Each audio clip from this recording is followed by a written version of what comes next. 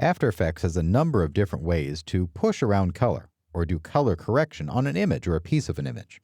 I'm going to use my Mask Pass on the Beauty Pass, or rather a copy of it, to push around color of the tile wall on the floor just a little bit. Here's how I'll make this work.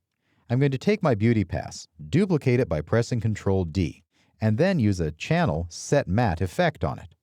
I'll choose Effect, Channel, and Set Matte for this duplicate of the beauty. For the matte, I'll take it from my mask layer and use, let's say, the red channel initially. Now I'll put a color correction on that particular layer, layer 3, my copy of my Beauty Pass, and push that color around. With that layer selected on the timeline, I'll choose Effect, Color Correction, and I have a lot of different options here.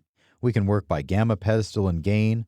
We can work by levels or ranges, and also color balance, or color balance in hue, luminance, and saturation. I'll work by color balance, for example, and this gives me control over highs, mids, and shadows, red, green, and blue. What I'm going to do on this tile wall, just to show it, is push up the mid-tone green balance, and we can see where that mask is really affecting the whole wall. Because I'm masking based exclusively on the red channel, and allowing this to be a normal blending mode as defined by the alpha channel for compositing, I can color correct this specific object. It lays over the copy of my Beauty Pass, and it looks like I'm just pushing the color on this wall. We may end up with quite a few different clones and lay them together. That way our color correction is on specific pieces, and when composited together, we get the look we want. I'm going to take the mid-tone green balance out of the antifreeze range, bringing it back down, and now I'm going to deepen and saturate this wall. I'm going to take the shadow reds and pull them down just a little bit, and pull down the shadow blue as well. I'd like this wall in this render to be a little bit greener.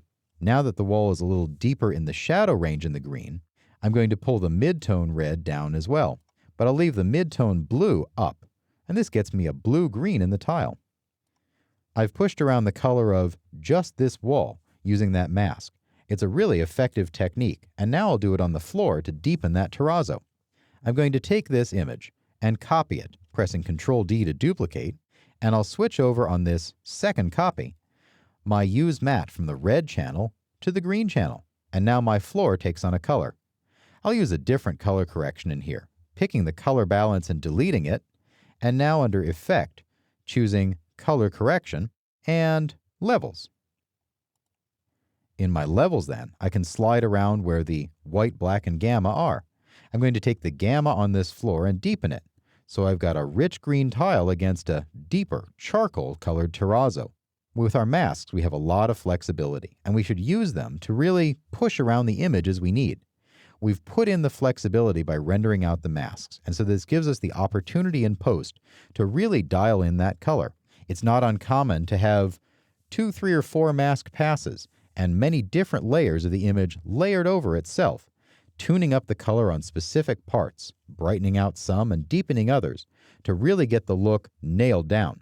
As long as you've got good value in Maya in the image and you've got your masks, you can push color around easily all day long.